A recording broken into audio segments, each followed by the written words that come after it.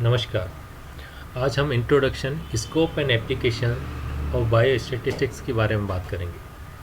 विज्ञान की वह शाखा जो गणना एवं माप से संबंधित होती है उसको हम सांख्यिकी या स्टैटिस्टिक्स कहते हैं। स्टैटिस्टिक्स शब्द की उत्पत्ति अंग्रेजी भाषा के स्टैटिस्टिक्स, इटालियन भाषा के स्टैटिस्टा, लैटिन भाषा के स्टेटस एवं जर्मन भाषा के स्टैटिस्टिक से हुआ माना जाता है।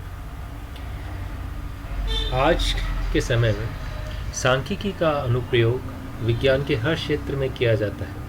उसी प्रकार से जीव विज्ञान के क्षेत्र में भी सांख्यिकी का अधिकाधिक उपयोग किया जा रहा है और उसी के आधार पर जाकर के विज्ञान की एक नई शाखा, जिसको हम जीव सांख्यिकी या बायोस्टैटिस्टिक्स कहते हैं, उसकी शुरुआत हुई है। तो जीव विज्ञान के क्षेत्र में या बायोलॉजिकल ऑब्जर्वेशंस के माध्यम से जितने भी हम डेटाज कलेक्ट करते हैं उनको उचित प्रकार से प्रस्तुत करने के बाद विश्लेषण करने और विश्लेषण के आधार पर फिर कोई निष्कर्ष निकालने के लिए आवश्यक हो जाता है कि हम सांख्यिकी विधियों का अनुप्रयोग करें। तो जब सांख्यिकी विधियों का जैव वैज्ञानिक अध्ययन और उसके अनुसंधान के क्षेत्र के अंदर हम उपयोग या प्रयोग या अनुप्रयोग करते हैं तो उस विज्ञान की वो शाखा को हम बायोस्टैटिस्टिक्स कहते हैं। जीव विज्ञान के क्षेत्र में जेनेटिक्स हो, एंथ्रोपोमेट्री या मानव मिति हो, इत्यादि क्षेत्रों के अंदर सांख्यिकी का बहुत ही प्रयोग किया जाता है। इनहेरिटेंस ऑफ कैरेक्टर्स या वंशागत गुणों का विश्लेषण करना हो, गुण संबंध या सहसंबंध इत्यादि के प्रस्तुतिकरण के अंदर सांख्यिकी विधियों का प्रयोग किया जाता है। सीधे शब्दों में हमने कहा कि विज्ञान की वह शाखा जो गणना में माप से संबंधित होती है। माप जब हम करेंगे तो माप करने के लिए हमें डेटास को कलेक्ट करने का एक तरीका होता है माप, जो हम मेजरमेंट के थ्रू भी कर सकते हैं और उसी प्रकार से डेटास को कलेक्शन हम बाई काउंटिंग भी कर सकते हैं और फिर उसके आधार पे हम आगे जाके उनको प्रस्तुत करते हैं, फिर उनका विश्लेषण करते हैं, फिर निष्कर्ष निकालते हैं। तो उसी आधार पे क्रॉक्सटन और कॉर्डोन ने स्टैटिस्टिक्स की एक विस्तृत परिभाषा प्रस्तुत की। क्रॉक्सटन एंड कॉर्डोन के अनुसार न्यूमेरिकल डेटास को कलेक्ट करना, उनको प्रेजेंट करना, उनका विश्लेषण करना और विश्लेषण उपरांत निष्कर्ष या निर्वचन करना जो होता है उसी को हम सांख्यिकी कहते हैं। इस परिभाषा के आधार के ऊपर सांख्यिकी का अध्ययन जब भी हम करेंगे तो हमें मुख्य रूप से निम्न 4 चरणों के अंतर्गत हमारा अध्ययन पूर्ण होता है। सर्वप्रथम आता है आंकड़ों का संकलन या कलेक्शन ऑफ डेटा। हम सांख्यिकी में किस विषय के ऊपर अध्ययन करने जा रहे हैं, किस समस्या का हमें समाधान ढूंढना है, किसके समय में हमें निष्कर्ष निकालना है या किस प्रकार की डेटास के आधार पे हम आगे जाके कोई निष्कर्ष निकालना चाहते हैं, उसमें सर्वप्रथम हो जाता है कि हम जाकर के आंकड़ों को कलेक्ट करें। कलेक्शन ऑफ डेटा ये प्रत्येक सांख्यिकी एप्लीकेशन का प्रथम चरण होता है और इसी के आधार पर समस्त आंकड़ों के आधार पे जो निष्कर्ष निकाला जाएगा वो निर्भर करता है। आंकड़ों का संकलन एक महत्वपूर्ण कार्य होता है और इसको जब भी आंकड़ों को कलेक्ट किया जाए, उनका संकलन किया जाए, तो हमें उस उद्देश्य को ध्यान में रखना चाहिए जिसके लिए हम आंकड़े कलेक्ट कर रहे हैं। जैसे हमें पूछा जाए कि बीएससी पार्ट 3 के विद्यार्थियों का एवरेज वेट क्या है, यानी उनका औसत भार क्या है, हम औसत भार निकालना है। तो ऐसा तो नहीं होगा कि हम बच्चों की लंबाई नापने लग जाएं और नाप के आधार पे जाकर के उनकी भार निकालें। जब भी हमें भार निकालना होगा तो निश्चित रूप से हमें उस क्लास में से कुछ सैंपल के रूप में, यानी 5-5, 7-7 विद्यार्थियों के हम छोटे छोटे समूह लेकर के उनका भार ले लें अथवा पूरी क्लास का भार लें और उसमें कुल विद्यार्थियों की संख्या का भाग लगाएं, हमें औसत भार मिल जाएगा। तो हमें यदि औसत भार निकालना है, एवरेज वेट निकालना है, तो निश्चित रूप से हमें बाई मेजरमेंट उनका हमें वेट लेना होगा। यदि विद्यार्थियों की संख्या पूछनी है तो हमें निश्चित रूप से काउंटिंग के द्वारा उन डेटास को कलेक्ट करना पड़ेगा। तो किस प्रकार के उद्देश्य को लेकर हम आंकड़े कलेक्ट कर रहे हैं उसी के आधार पे जाकर के, उसी के अनुसार जाकर के हमें सर्वप्रथम आंकड़ों को कलेक्ट करना पड़ेगा। जब आंकड़े कलेक्ट किए जाते हैं तो निश्चित रूप से वो हेब्जेड के अंदर होते हैं, एक कोई निश्चित क्रम के अंदर विन्यासित नहीं होते।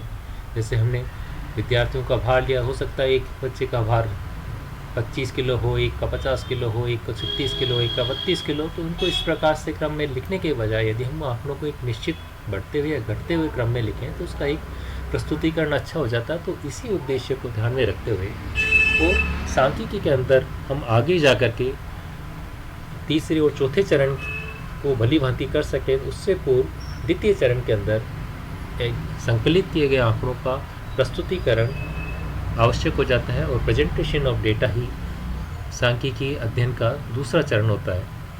आंकड़ों के संकलन के बाद इनको प्रस्तुत करने के लिए हम अलग अलग विधियाँ काम में लेते हैं। आंकड़ों को टेबल्स के माध्यम से, डायग्राम के माध्यम से, ग्राफ के माध्यम से प्रस्तुत किया जाता है। इस प्रस्तुतिकरण के अंतर्गत ही आंकड़ों को हम क्लासीफाई भी करते हैं। वो क्लासीफाई करने के साथ साथ उनको टेबुलेशन के माध्यम से भी प्रदर्शित करते हैं।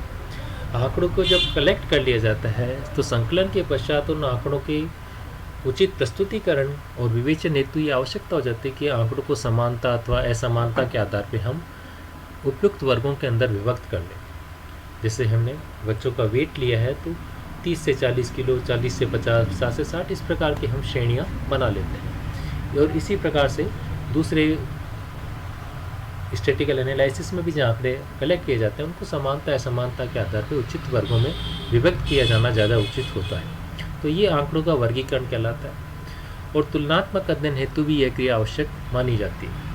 इसके साथ ही जितने भी आंकड़े एकत्रित किए गए हैं उनके आवश्यक पहलुओं को उजागर करने हेतु आंकड़ों को उचित एवं एक नियमित रूप में, एक ऑर्डरली मैनर के रूप में सारणी के माध्यम से प्रदर्शित किया जाता है, जिसको हम टेबुलेशन कहते हैं, जिसके बारे में हम विस्तृत अध्ययन आगे के वीडियोस में करेंगे। तो दूसरे चरण के अंदर आंकड़ों को प्रस्तुत करने के लिए उनको क्लासीफाई करते हैं। क्लासीफाई करने के बाद उनका टेबुलेशन करते हैं। टेबुलेशन के माध्यम से भी आंकड़ों को प्रदर्शित किया जा सकता है। उसके टेबुलेशन के आधार पर फिर हम उनको डायग्राम अथवा ग्राफ बनाकर भी उनको प्रदर्शित कर सकते हैं। तो ये आंकड़ों का प्रस्तुतिकरण कहलाता है। आंकड़ों को प्रस्तुत करने के बाद अब आवश्यक हो जाता है कि उन आंकड़ों का विवेचन किया जाए, उनका विश्लेषण किया जाए। तो सही विवेचना से ही आंकड़ों की उपयुक्त तस्वीर सामने आती है। विवेचन की भी अनेक विधियाँ होती हैं, जिसमें कोरिलेशन है, टेस्ट ऑफ सिग्निफिकेंस होता है। इनके आधार के ऊपर हम उन आंकड़ों का विश्लेषण करते हैं। विश्लेषण के आधार पर हमें जो परिणाम प्राप्त होते हैं उसी के आधार पर हमारा सांख्यिकी का चौथा चरण जो होता है, जिसको हम आंकड़ों का निर्वचन या इंटरप्रिटेशन ऑफ डेटा कहते हैं, वो निर्भर करता है। तो सांख्यिकी विधियों के विवेचन के उपरांत इनका इंटरप्रिटेशन या निर्वचन, या हम सीधे शब्दों में कहें तो उसके आधार पर कोई परिणाम निकालना हमारा अंतिम चरण होता है। तो एकत्रित आंकड़ों के विवेचन के बाद इनसे उपयुक्त निष्कर्ष निकाला जाता है। और आंकड़ों का सही निष्कर्ष इस पूर्व की 3 विधियों या 3 चरण जो हैं पूर्व वाले आंकड़ों का संकलन, उनके प्रस्तुतिकरण और प्रस्तुतिकरण उपरांत विवेचन ठीक प्रकार से करने के ऊपर पूर्ण रूप से निर्भर करता है। तो इस प्रकार से सांख्यिकी विधियों के द्वारा हम किसी समस्या या किसी भी उद्देश्य को ध्यान में रखकर आंकड़े कलेक्ट करेंगे, उनको प्रस्तुत करेंगे, प्रस्तुत के बाद उनका विवेचन करेंगे और विवेचन के उपरांत उनका निष्कर्ष निकाला जाता है। तो यही एक सांख्यिकी विधि का सही उपयोग होता है। और इसीलिए बायोस्टैटिक्स के अंदर आजकल सांख्यिकी का उपयोग दिन प्रतिदिन बढ़ता जा रहा है।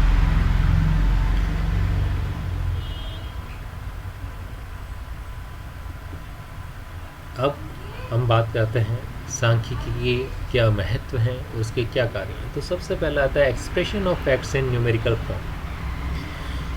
सांख्यिकी के द्वारा, जैसे मैंने कहा कि ये आंकड़ों आधारित विज्ञान की शाखा है, तो इसके अंतर्गत जो भी तथ्य होते हैं उनको एक शब्द रूप में प्रदर्शित ना करके हम उनको आंकड़ों के रूप में प्रदर्शित करते हैं। और न्यूमेरिकल फॉर्म के अंदर हम तथ्यों का संख्यात्मक प्रदर्शन करने का प्रयास करते हैं। सांख्यिकी के द्वारा तथ्यों से आपसी संबंध स्थापित करने का काम भी इसके द्वारा किया जाता है। To establish relationship between different facts, इसके द्वारा अलग अलग तथ्यों के बीच में संबंध स्थापित किया जाता है। सांख्यिकी के द्वारा जटिल समस्याओं को भी सरल रूप में प्रदर्शित किया जा सकता है, अर्थात expression of complex problems in simple forms.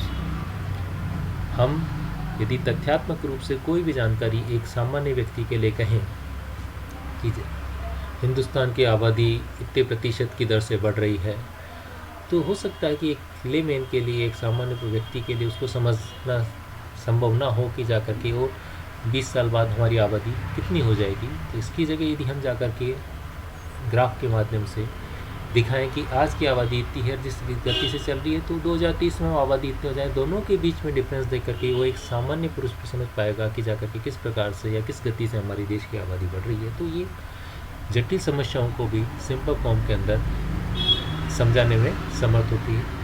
इसके अलावा स्टैटिस्टिक्स के द्वारा तथ्यों का तुलनात्मक रूप से प्रस्तुतिकरण किया जाता है, अर्थात ये expression of facts in A comparative manner, कि विभिन्न आंकड़े जो होते हैं या विभिन्न तथ्य जो होते हैं उनका कंपैरिजन प्रस्तुत करते हैं। स्टैटिस्टिक्स के द्वारा पॉलिसीज बनाने में या नीति निर्धारण में और उनके मेजरमेंट्स ऑफ देयर इफेक्ट्स, अर्थात formulation of policies and measurement of their effects में भी सांख्यिकी का महत्वपूर्ण योगदान होता है, काफ़ी उसमें सहायक होती है। इसके साथ साथ किसी भी समस्या की गहनता का अध्ययन कराने के अंदर इसका उपयोग किया जाता है। To study in the magnitude of a problem, की कोई समस्या कितनी गहन हो जाएगी, इसको सरल रूप में जाकर के स्टैटिस्टिक्स के द्वारा समझाया जा सकता है। इसी के साथ स्टैटिस्टिक्स फोरकास्टिंग या पूर्वानुमान में सहायक होती है, और to test the truth of scientific hypothesis. हम जो भी वैज्ञानिक अध्ययन करते हैं, रिसर्च करते हैं, रिसर्च के आधार पर जो हमें आंकड़े प्राप्त होते हैं, उनके आधार पर हम नई नई हाइपोथेसिस बनाते हैं, और हाइपोथेसिस को स्वीकारने और नकारने के लिए स्टैटिस्टिकल एनालिसिस के द्वारा उसको स्वीकारने और या उसकी सत्यता की जांच करने के लिए स्टैटिस्टिकल एनालिसिस हम करते हैं। उसी के आधार पर जाकर के हम कोई नियम या प्रिंसिपल्स बनाने का प्रयास करते हैं, तो ये उसमें भी काफ़ी योगदान होता है। लेकिन जहाँ स्टैटिस्टिक्स का इतना उपयोग या महत्व होता है, उसके साथ साथ स्टैटिस्टिक्स की कुछ लिमिटेशंस भी होती हैं, कुछ सीमाएँ हैं। सबसे पहला कि जो सांख्यिकी होती है, ये केवल संख्यात्मक तथ्यों का ही अध्ययन करवाने के अंदर समर्थ होती है। यानी हम जब स्टैटिस्टिकल एनालिसिस करें तो हमें डेटा फॉर्म के अंदर हमारे पास फैक्ट्स होने चाहिए, तथ्य होने चाहिए आंकड़ों के रूप में, जिससे हम उनको उचित रूप से प्रदर्शित कर सकें, उनका विवेचन कर सकें, उसके आधार पर कोई निष्कर्ष निकाल सकें। बिना संदर्भ के सांख्यिकी निष्कर्ष भ्रमित कर सकते हैं। जैसे हम कह रहे हैं कि इस कक्षा का औसत इतना है, औसत क्या? औसत वेट, औसत हाइट, औसत उपस्थिति, औसत अनुपस्थिति। तो उद्देश्य या संदर्भ जो है उसको के साथ ही हमें सांख्यिकी निष्कर्ष को प्रदर्शित करना चाहिए। तो सांख्यिकी निष्कर्ष बिना संदर्भ के भ्रमित करने वाले हो सकते हैं। सांख्यिकी निष्कर्षों को संदेह से दूर नहीं कर सकते। सांख्यिकी जो होती है वो एक इकाई को महत्व न देकर समूह का अध्ययन कराती है। स्टैटिस्टिक्स के अंदर हम जब भी कोई अध्ययन करते हैं तो जनरली या तो हम स्मॉल सैंपल्स के आधार पर आंकड़े कलेक्ट करते हैं, और या हम पूरी पॉपुलेशन के ऊपर स्टडी करते हैं। लेकिन पॉपुलेशन के अध्ययन करने के लिए भी जनरली सैंपल्स बना करके और डेटास कलेक्ट करके उसका प्रेजेंटेशन, क्लासिफिकेशन किया जाता है, एनालिसिस किया जाता है, इंटरप्रिटेशन करके हम कोई निष्कर्ष निकालते हैं। तो यहाँ पर एक इकाई को महत्व न देकर और पूरे समूह को महत्व दिया जाता है, और उस पूरे समूह का अध्ययन कराने के अंदर इसका उपयोग किया जाता है। इसका उपयोग स्टैटिस्टिशियन के द्वारा ही भली प्रकार से किया जाता है, और सांख्यिकी के निष्कर्ष जो होते हैं वो भी औसत रूप से ही सत्य होते हैं। तो ये सांख्यिकी के स्कोप, एप्लीकेशंस होती हैं।